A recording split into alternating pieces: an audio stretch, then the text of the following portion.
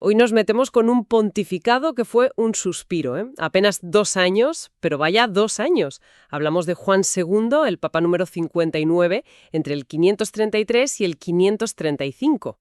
Exacto. Y estamos en un momento, bueno, clave del Imperio Bizantino. Con Justiniano I al mando, ¿no? El mismísimo Justiniano.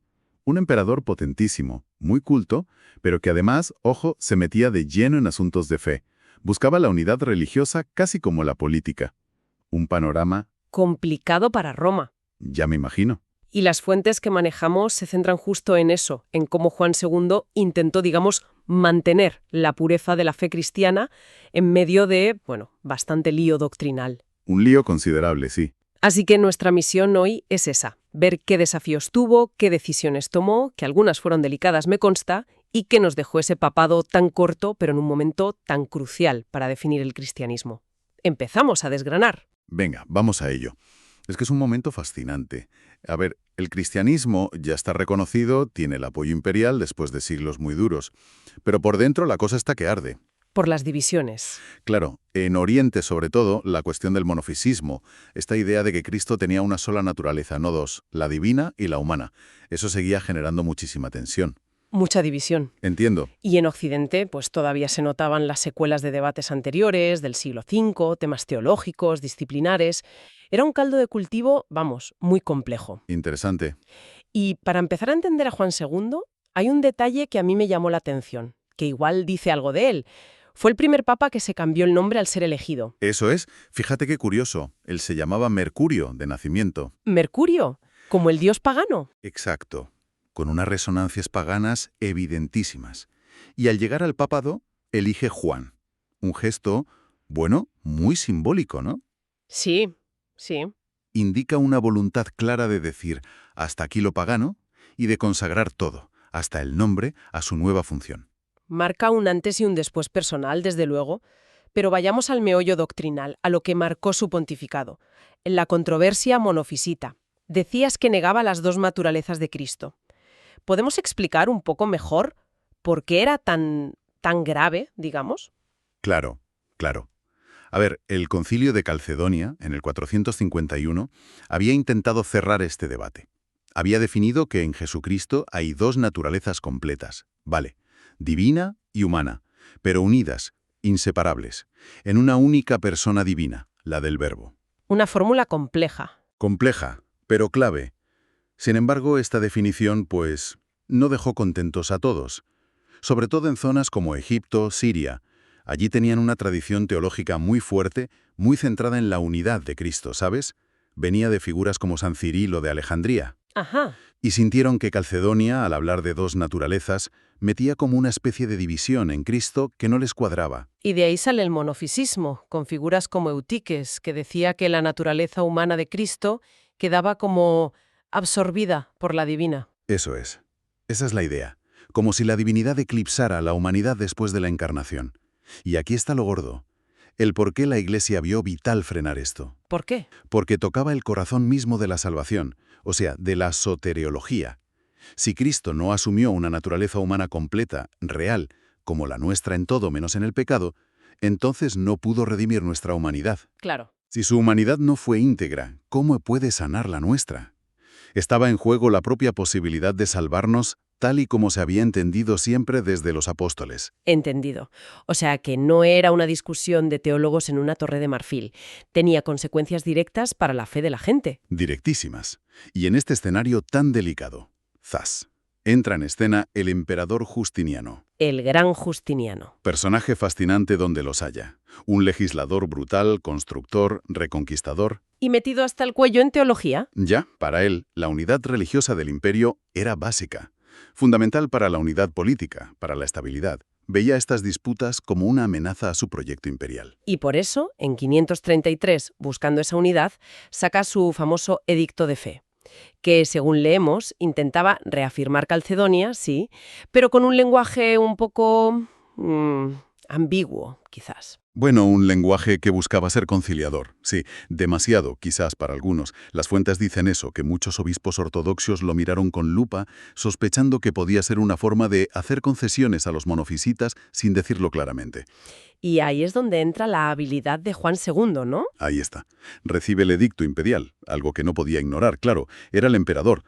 Pero en lugar de decir sí, amén, o no de ninguna manera, que hubiera sido un choque frontal, ¿Qué hizo? pues adoptó una postura de prudencia, de cautela, pidió aclaraciones. Le dijo a Justiniano, básicamente, oye, aclárame el sentido de estas fórmulas, asegúrame que esto sigue siendo Calcedonia puro y duro. Hizo de funambulista, vamos. ¿Y le salió bien? Pues parece que sí. La respuesta de Justiniano fue conciliadora. Aclaró que su intención era mantener la ortodoxia de Calcedonia. Y lo interesante es ver cómo Juan II, con ese discernimiento, pues, logró dos cosas. A ver, Una, mantener la fidelidad a la doctrina en un punto clave. Y dos, evitar la ruptura con Constantinopla y con el emperador. Actuó como garante de la interpretación correcta, buscando ese equilibrio dificilísimo entre defender la fe y mantener la unidad. ¿Qué tensión debió ser eso? Mucha prudencia, sí. Hemos visto el frente oriental, la relación con el poder imperial, pero las fuentes también dicen que Juan II tuvo que reafirmar la autoridad de Roma hacia otros sitios. Cierto, cierto. Mientras lidiaba con Bizancio, le surgió otro frente en el norte de África, un conflicto interno en la iglesia de allí. Ajá. Los detalles de la disputa no son lo más importante ahora, sino el hecho. Varios obispos africanos apelaron directamente a Roma, le pidieron al Papa que resolviera el asunto. Y eso le vino bien a Juan II para... Marcar territorio, ¿no? Exacto. Aprovechó la ocasión para recordarles, con firmeza, que la sede de Pedro era la última instancia a la que apelar en la iglesia. Se basó en algo, supongo. Sí, no se lo inventó. Citó cánones antiguos del Concilio de Sárdica del siglo IV y la práctica de papas anteriores. Con esto no solo resolvió el caso africano, sino que reforzó esa idea. Roma como garantía de comunión y juez final en disputas. Consolidaba la imagen del Papa como, pues eso, juez supremo en materia de fe. Parece que le llovían los problemas por todas partes. No solo con el emperador o en las provincias, sino también en casa, en Roma. Efectivamente, las fuentes hablan de un lío con un diácono romano, un tal Dioscori. ¿Qué pasó con él? Era de origen alejandrino y parece que estaba influido por ciertas corrientes teológicas griegas, un poco especulativas, digamos, sobre la Trinidad. Empezó a soltar por Roma ideas que sonaron ambiguas, problemáticas, sobre la doctrina trinitaria. Otro fuego doctrinal, esta vez en el propio Vaticano, por así decir. ¿Y cómo reaccionó Juan II? Pues también, rápido y decidido. Convocó al clero romano, examinaron las enseñanzas de Dioscoro y el resultado fue una reafirmación muy solemne de la fe trinitaria tal como se había definido en Nicea y Constantinopla, los pilares de la ortodoxia. Y de ese decreto hay una frase que las fuentes destacan mucho por lo rotunda que es. Sí, es una frase potentísima, una declaración de principio sobre qué es la fe y la tradición. Decía algo así, ¿no? Nada debe añadirse ni quitarse a la fe que nos fue entregada por los padres. Lo que no brota de los apóstoles no pertenece a la Iglesia. Muy claro. Clarísimo. Es decir, la fe no es algo que inventamos o adaptamos, es un depósito, el depositum fidei, que se recibe, se custodia y se transmite. Fielmente. Una defensa total de la tradición como criterio de verdad. Vale. Hemos visto las crisis, las decisiones doctrinales, de autoridad, pero ¿qué sabemos de Juan II como persona? ¿Cómo era él, como pastor? Pues los textos que hemos visto lo pintan como un hombre humilde, personalmente austero en su vida, y destacan mucho su celo, su pasión, por lo que él entendía como la pureza de la doctrina. Para él, defender la doctrina no era un juego intelectual, era una responsabilidad pastoral, proteger a los fieles de lo que consideraba errores, guiarlos por la verdad revelada. También se comenta que se preocupó por restaurar iglesias en Roma, por fomentar el culto a los mártires. Correcto. Veía a los mártires como el testimonio máximo de fidelidad a Cristo. Promover su culto era una forma de conectar a la gente de su tiempo con las raíces, con ejemplos de entrega total. Era un pastor que, además de la alta teología, se preocupaba por la piedad concreta, por la vida espiritual de la gente. Entonces, resumiendo, un papado cortísimo, 2 años, pero... Muy denso. muchísimo. Aunque fuera breve, su figura es como un puente interesante. Está ahí, entre la gran época de los padres de la Iglesia, que ya terminaba, y el desarrollo de la teología bizantina que vendría después. Entiendo. Su papel, según estas fuentes, fue clave para asegurar que ese núcleo de la fe, el depósito, se transmitiera sin lo que él veía como desviaciones o ambigüedades. Y esto en un momento de presiones enormes, internas y externas.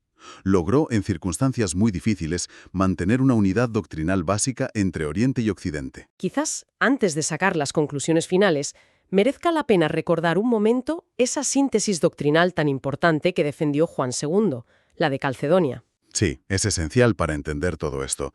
Lo que la Iglesia defendía, y Juan II reafirmó contra el monofisismo, era esa fórmula de Calcedonia. A ver si la digo bien.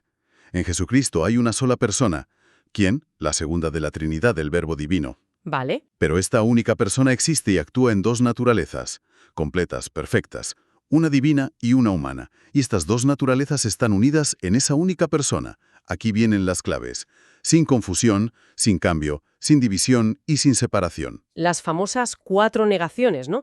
Que marcan los límites. Ni confundirlas contra el monofisismo, ni cambiarlas, pero tampoco dividirlas o separarlas. Eso era más contra Nestorio, que veía como 2 sujetos en Cristo. Justo. Esas 4 negaciones actúan como balizas para no salirse del camino. Lo fascinante de esta fórmula no es que explique el misterio de cómo Dios se hace hombre. Eso es inabordable para la razón. Claro. Su objetivo es más bien proteger ese misterio, trazar las líneas rojas doctrinales para que no se simplifique o se desvirtúe la verdad revelada. Afirmar que Dios se hizo verdaderamente hombre, asumiendo todo lo nuestro menos el pecado, es que eso es central para creer en la redención. Totalmente. Cristo tenía que ser plenamente Dios para poder salvar, y plenamente hombre para poder salvarnos a nosotros, redimiendo nuestra naturaleza desde dentro. Queda muy clara la importancia del asunto. Entonces, si intentamos sacar lo esencial de este análisis sobre Juan II, ¿qué ideas clave, qué lecciones nos deja su pontificado, según las fuentes? Pues mira, yo creo que emergen varias cosas. Primero, esa convicción suya de que la verdad de la fe, una vez recibida y discernida, no se negocia en lo esencial, aunque luego busques la unidad con prudencia, con diálogo, con diplomacia, como hizo con Justiniano. Vale, una. Segundo, algo que se ve en su cambio de nombre. La idea de que tu identidad, lo que eres, debe reflejar tu fe más profunda. Interesante. ¿Y una tercera? Pues esa conexión que hacías antes entre defender la doctrina y la caridad pastoral, que no es por ganar discusiones, sino por proteger a la gente del error, por guiarlos a la verdad que da vida. Me gustó esa cita que mencionabas. La verdad que custodia el corazón de la Iglesia no es suya, sino de aquel que la habita. La Iglesia como guardiana, no dueña. Muy buena esa idea. Exacto. Y claro, ver a Juan II defendiendo la integridad del mensaje cristiano en tiempos de confusión, pues resuena hoy, ¿no? Nos recuerda esa necesidad continua de discernir, de buscar la verdad entre tantas voces, a menudo contradictorias. Sí. Y la importancia, desde la fe, de apoyarse en la tradición viva, en la comunión de la Iglesia, que en su tiempo, para un católico, pues estaba representada de forma especial por el sucesor de Pedro. La idea de sucesión apostólica aquí no es solo una lista de nombres, entonces. No. Se entiende como una búsqueda de continuidad real, espiritual, doctrinal. La creencia de que se intenta asegurar que la fe de los apóstoles siga viva, generación tras generación. En cierto modo, Juan II ayudó a cerrar una etapa larguísima de peleas sobre quién es Cristo, las disputas cristológicas. Ya. Su firmeza, pero también su prudencia, ayudó a que la Iglesia pudiera seguir respirando, como se dice a veces, usando una imagen de Juan Pablo II, con sus 2 pulmones, Oriente y Occidente, manteniendo una fe común en lo esencial, a pesar de las diferencias. Una imagen potente, sí, la de los 2 pulmones. Y para terminar, como hacemos siempre, dejemos una reflexión en el aire, algo para que quien nos escuche le dé una vuelta. La forma en que Juan II tuvo que hacer malabares entre los edictos de un emperador como Justiniano, los debates teológicos internos como el de Dioscoro y esa necesidad de mantener juntas la unidad y la ortodoxia. Un equilibrio complicadísimo, vamos. Pues nos deja una pregunta interesante, que quizás resuena hoy. ¿Qué paralelismos o qué lecciones sobre cómo gestionar tensiones podríamos encontrar en su experiencia del siglo VI para entender mejor las interacciones de hoy? las que vivimos entre las convicciones de fe, las culturas que nos rodean, las estructuras de autoridad, tanto dentro como fuera de las comunidades religiosas, en nuestro tiempo. Es una pregunta muy pertinente, sí. Esa tensión entre ser fiel a lo tuyo y dialogar con un mundo diverso, entre unidad y verdad, entre autoridad central y realidades locales, son dinámicas que siempre están ahí. Quizás mirar a figuras como Juan II, ver qué hicieron, a qué se enfrentaron, pues no da respuestas fáciles, claro, pero sí puede dar perspectivas para pensar. Ahí queda la invitación a seguir pensando. Una figura histórica que, a pesar de lo breve de su paso, nos da material para reflexionar sobre cuestiones muy vivas hoy.